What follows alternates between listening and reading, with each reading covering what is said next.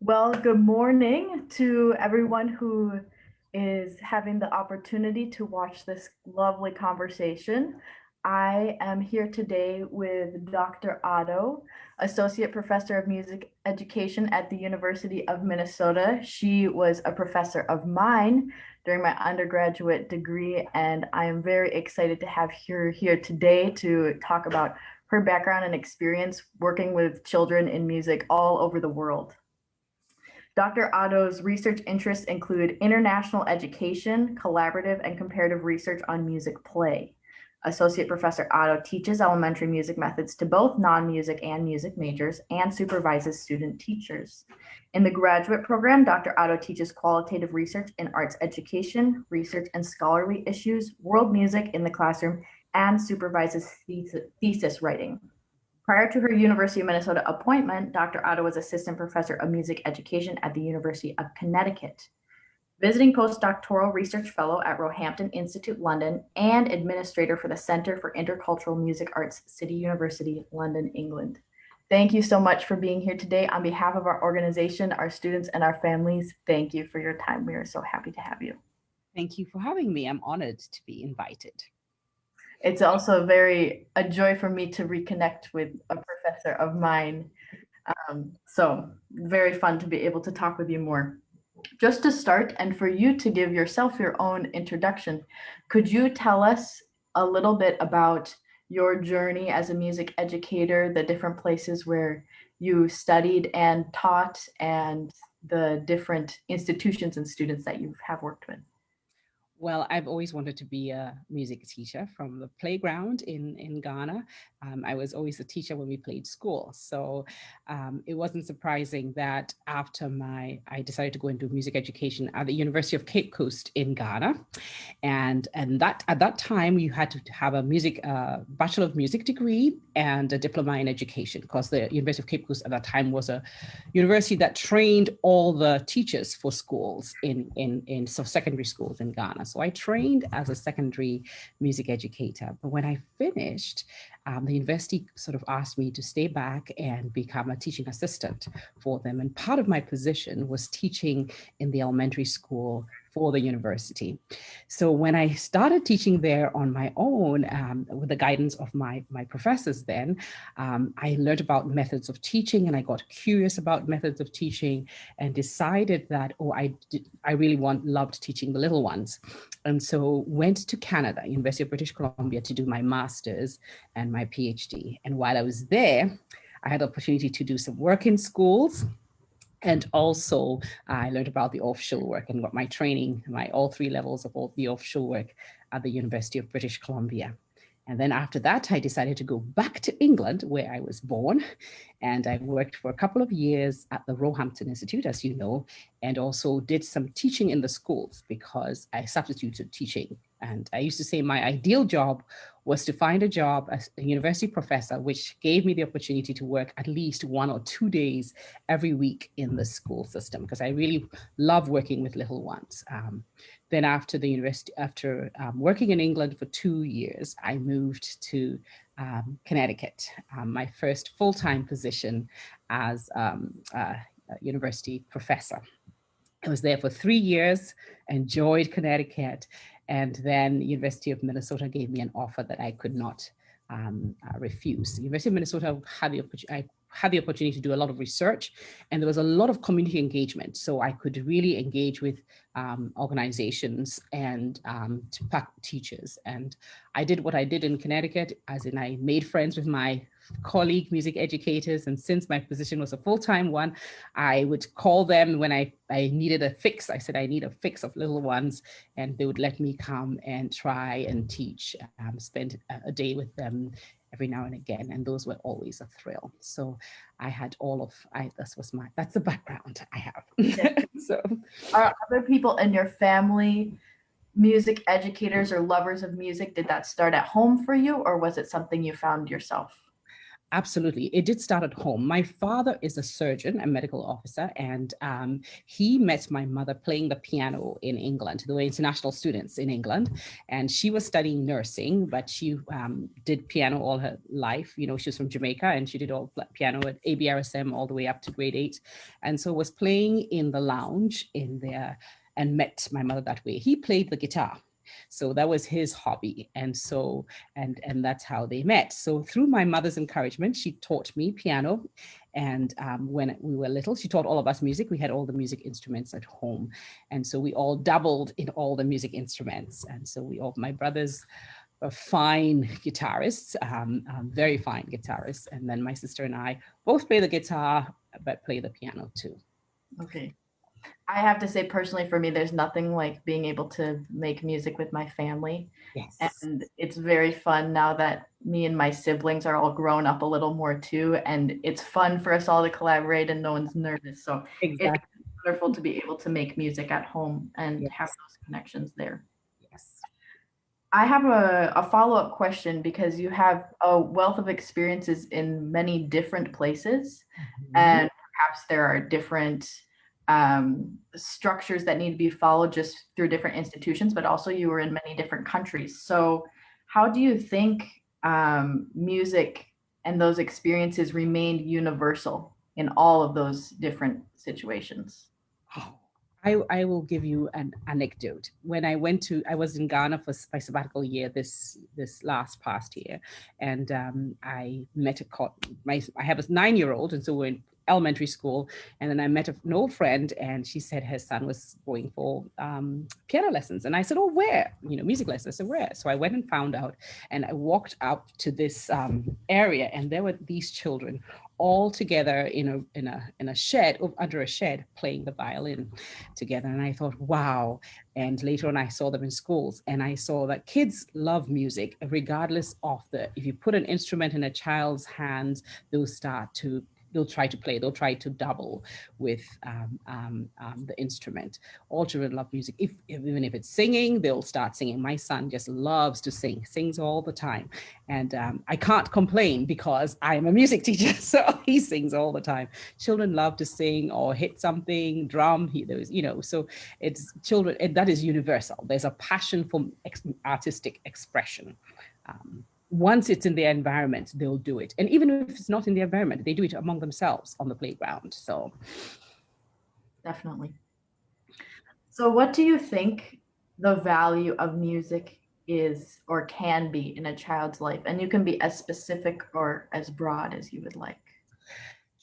music is really important, I think. First, of course, for enjoyment, participation, we think about all those things. But music is important for important things like recall and retention. We all know from preschool, from as early as preschool, all the little songs we had to sing in preschool, and remember words and letters and classes of materials and things like that. But music is also important for neuroplasticity. It gives us opportunities to speak to teachers, and help us to talk to policymakers. It helps us to talk to the media about the value of music in helping us to grow the minds of children in everyday language, to grow the minds of children, to help them with coordination, because music always goes with movement. From where I've grown up in Ghana, we sing, we move, we respond to music physically, and as soon as we hear something, even if it's a nod of the head, so you grow physically, you grow mentally,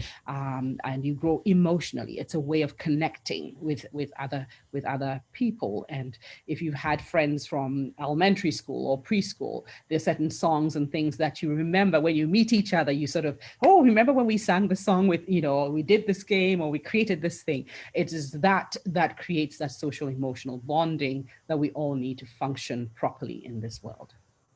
Yes.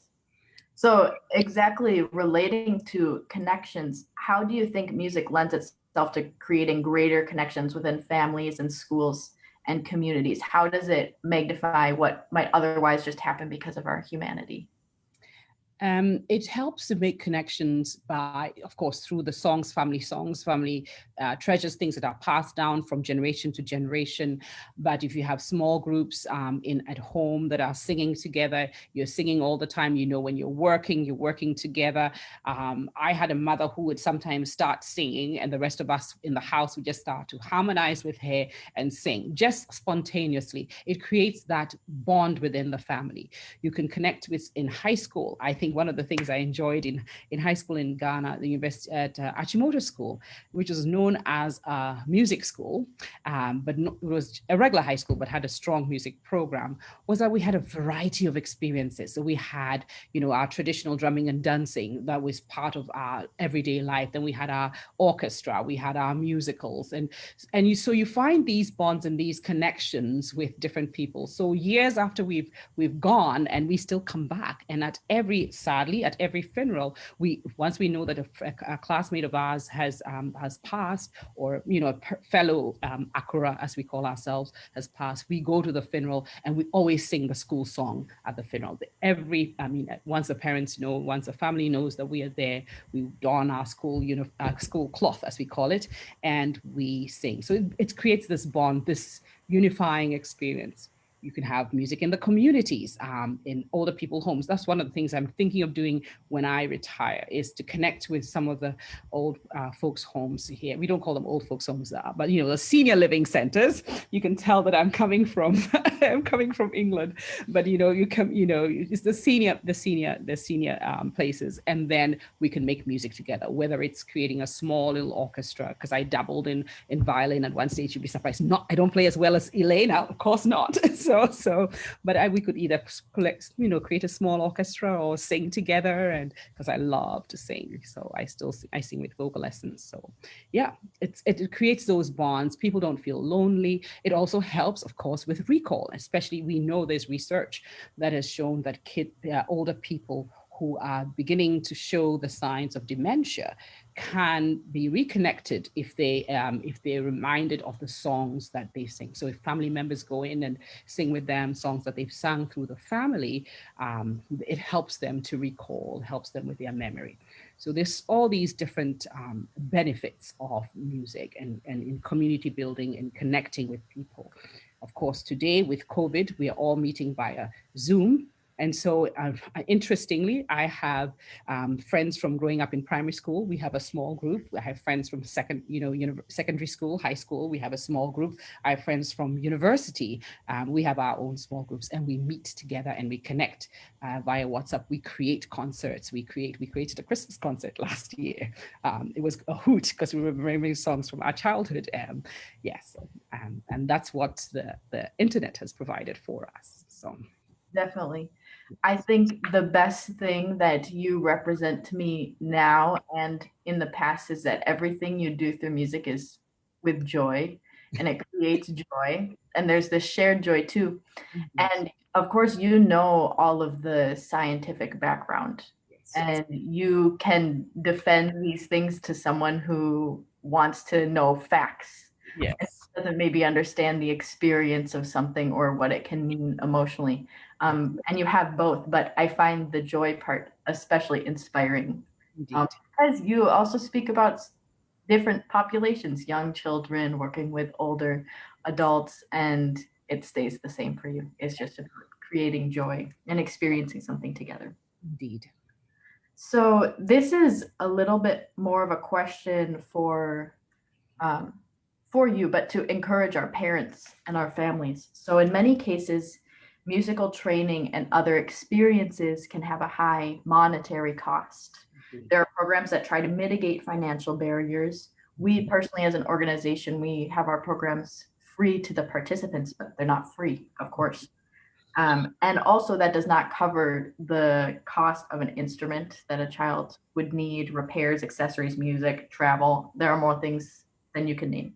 So, when studying music requires some sort of sacrifice and time or resources from the entire family, is it still worthwhile? And why or why not would those opportunities be worth pursuing? I think it's still worthwhile because we do not know the talent that is within each child. We do not know the extent of the talent within each child. We do not know the extent of us.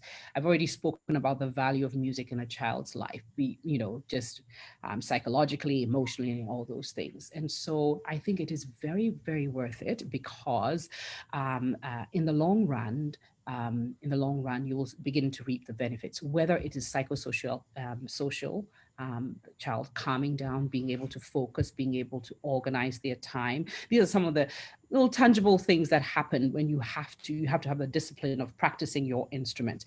The confidence that a child gets when they're able to play a simple song like Twinkle Twinkle Little Star completely. You can see it in their faces. The way that they can find a niche for themselves. Those children who cannot be, sports people, but can find expression through musical arts. I think those are all confidence building things that all children need and all parents need for long term, and which I think all parents are looking long term for their child's growth. So you can support your children by, attending concerts. One of the wonderful things about living in North America is the fact that we have, concerts in the parks in small communities. They have little concerts in the park for the community. Attend them with the children. Let them see that you value some of the things that they do, affirm them. So it helps support. It may look difficult in the beginning in terms of money wise, but in the end, you will begin to reap the benefits because you begin to see that your child is standing up in the midst of, when there's lots of turmoil around, they can find this peaceful place in music where they can go back and play. Yes, of course. I know many parents, especially speaking to students who are involved in our organization, who make great sacrifices for their children to be able to participate in music. Very beautiful to see that and to see Yeah, that those things can be possible. indeed. But let's speak hypothetically and say that there are too many barriers for formal music training. How Indeed. can parents still give the gift of music to their children? Where can they find that? Where can they look and have resources? Well, in first, number one, they should look within themselves. I would start with the parents themselves because many parents do not realize that their parents may have sung to them. They may have sung some songs when they were children. And so they can begin there. Or they may have played an instrument because growing up in Ghana, we all hear the way music making happens in Ghana is that the children hear drumming all the time. They imitate drumming in their play, and so they have this music within them, regardless of financial status. And I know in other countries, they have that opportunity too. There may be a banjo in somebody's home, or there may be a piano, an old piano in someone's home, and the children can still jump on it and tinkle. So they start with themselves, but they can also look at resources online. I've noticed that interestingly, because of COVID, there are a lot of organizations that are planning in person and online lessons that are reasonable.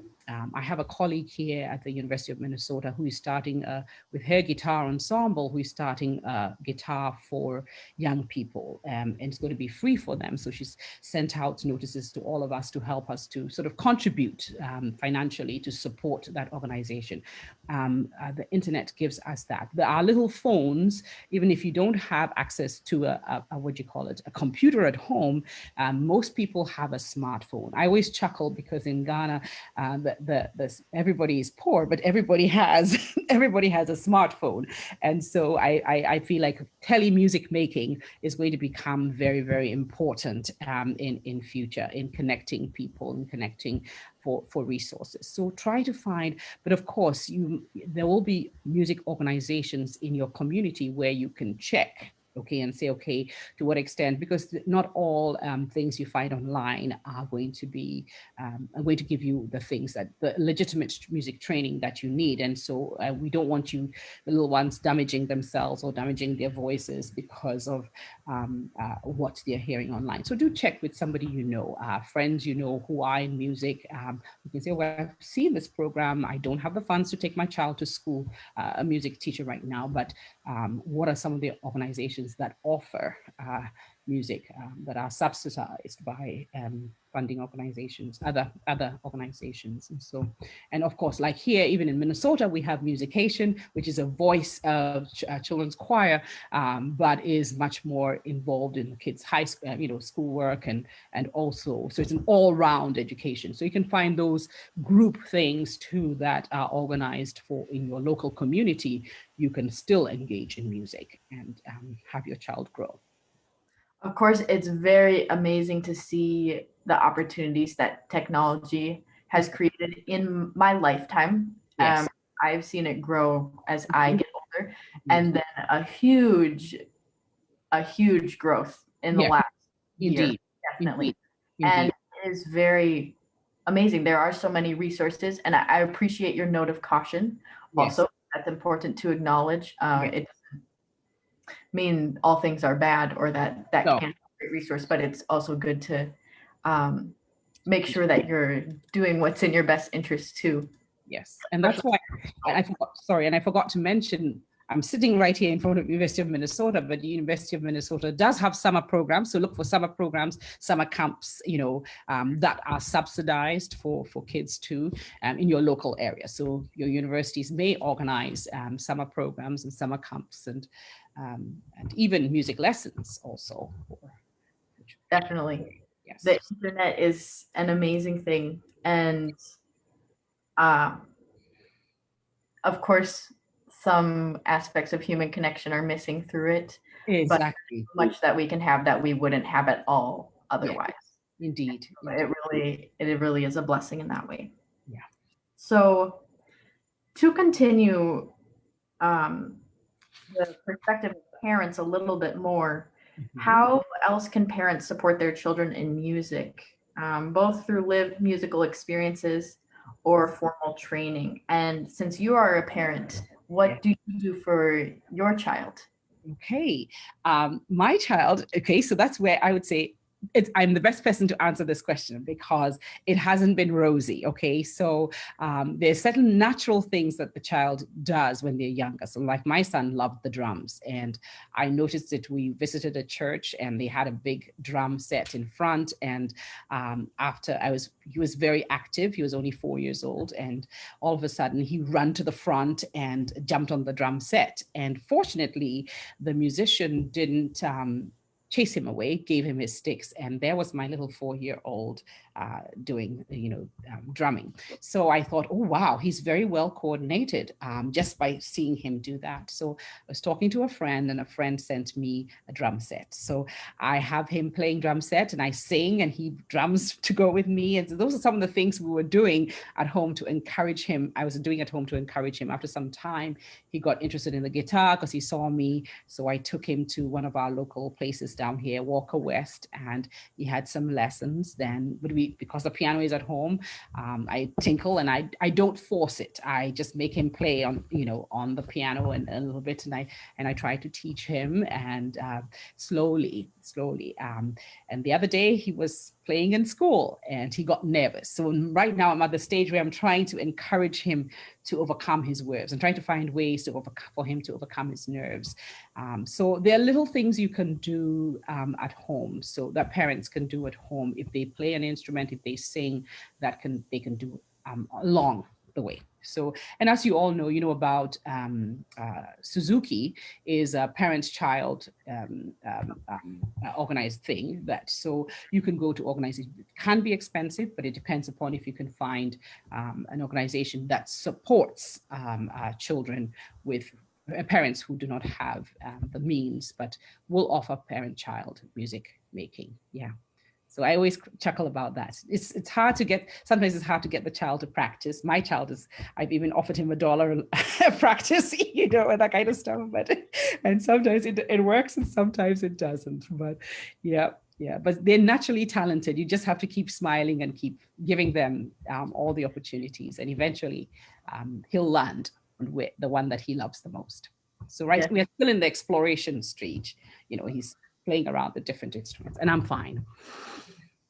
And one thing that we both understand, but we haven't explicitly acknowledged, is that everyone has their voice. Everyone does have an instrument. Indeed.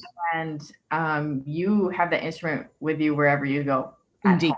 home or Indeed. at school And or in your church, yes. any sorts of community groups. So everyone does have Yes. that. And that And he is does have music. He does have his voice. He loves his voice. And I have to remember to, like you say, I'm agreeing with you. I have to remember to acknowledge when he is singing that is probably going to be his primary instrument. So definitely.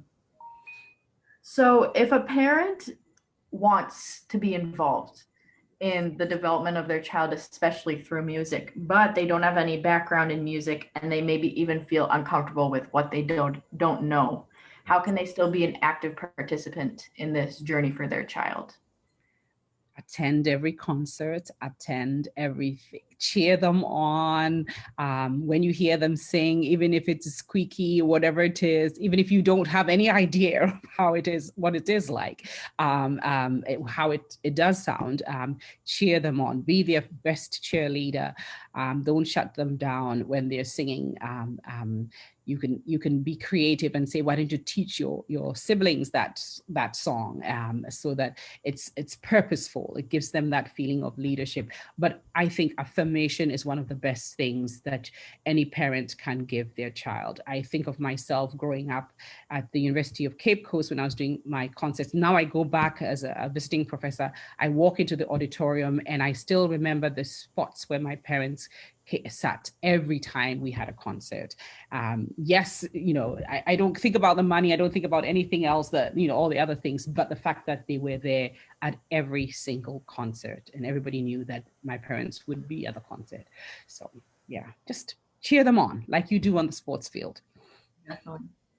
Can you speak a little bit more to what exploration through music looks like if someone doesn't know what that means? Okay, exploration is everything from singing and playing with your voice, making noises with your voice. My children's choir, when I used to have a children's choir when I first came to Minnesota, I used to tell the kids that if you have a little baby brother or sister and they do a lip, I was trying to get them to do the lip thrills. Think about what your little baby or brother does, and so that you can open up your vocal cords and you can begin to sort of sing beautifully. Phonate very beautifully. So exploration is everything from playing with your voice, vocables. I think especially in most countries, or most children, I'd say all children, play with words. They sing with words, they play with words, they make all kinds of sounds of animals and things like that.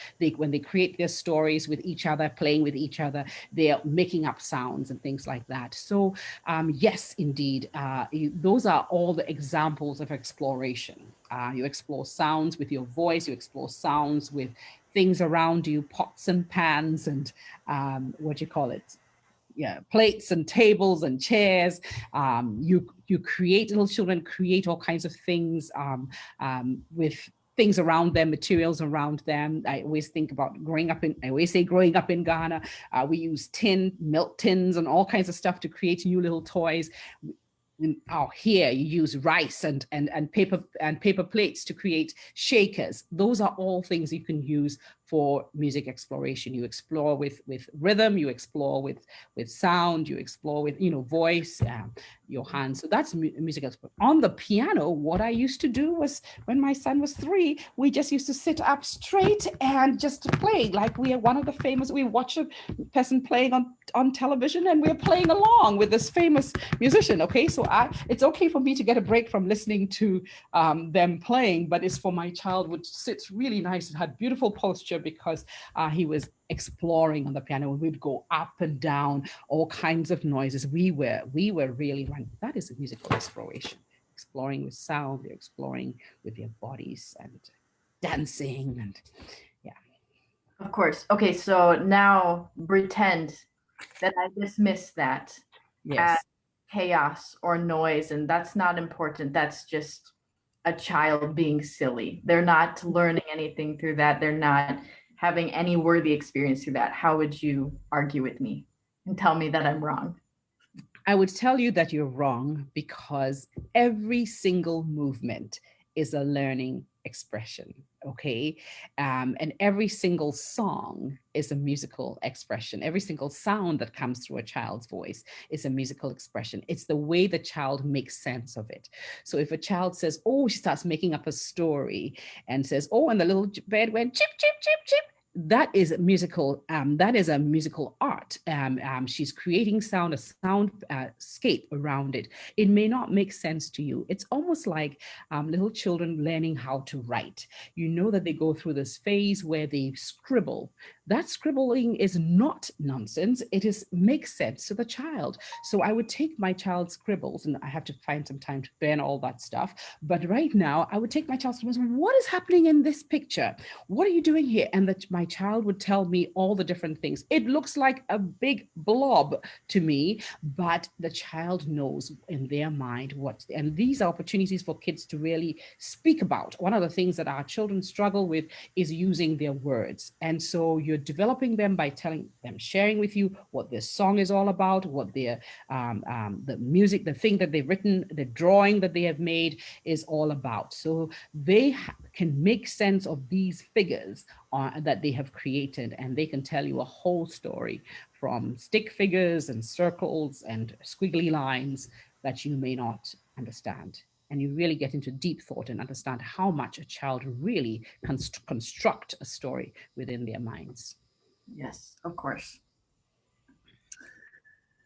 Well, I think you've answered this. Yeah. But I'll ask my final question, and if you have any final thoughts that you'd like to share, Okay. word to parents and families, or just anything else. Mhm. How does learning of music support the development of the entire child? Oh, music and it supports the development of the child in so many ways. First, I talked about self-confidence this morning, how they develop confidence, memory retention, remembering things and telling us, recalling and making sense of, making connections from one experience to the next. I'm always interested in transfer of learning, and music can provide that opportunity. I'm from a particular area in Ghana, but just because I was a music student, I had to sing songs from different in different languages. Here we sing songs in different languages. You find that when you travel, you can sort of remember, you hear a word and it reminds you of a song that you sang, and you remember what the words mean. So you make those connections. There's cooperation and teamwork. You have to work together to perform together in an ensemble, whether it's a band ensemble, a vocal ensemble, and orchestral ensemble, a small chamber group. It helps with motor coordination, muscular coordination, whether it's fine motor skills or whole body skills, whole body movement. It helps with all of that. It helps with school achievement. That's something that all parents like, because it develops the focus and discipline, and to be able to organize your thinking and your work. It helps with creative expression. I think one of the best things I always used to tell my students, at the University of British Columbia, when I was teaching the non-music majors, I used to love to see the things they would create, because they were bringing their experience in science and math and English to the class, to try to make connections with music. And it just brings out so much. So their creative expression in music so much. Of course, I talked about the verbal and non-verbal skills. I like using my hands. I have to be careful about using my hands, but I love using my hands, to express myself. So you can communicate in so many ways with people who can hear you, with people with disabilities. If you can use musical expression, it's all there. And you can connect with parents, grandparents, little ones, babies. I see a baby, you say, "Ooh," and the baby said, "Oh." You just start making music. So music develops the whole child through the generations, as far as I'm concerned.